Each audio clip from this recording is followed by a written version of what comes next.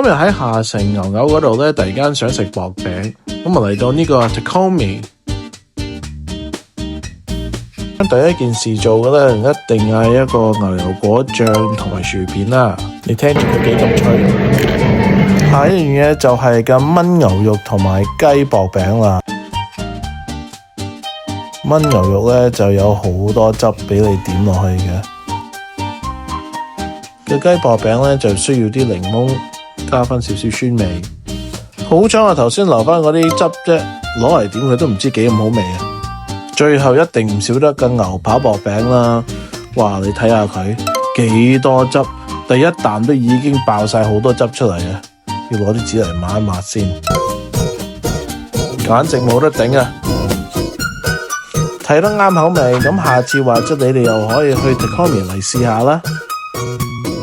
我就食飽啦，咁咪要走返出去牛牛嗰度再散下步先啦。下次再傾。如果你有意外傷害你，一定要揾魚律師啊！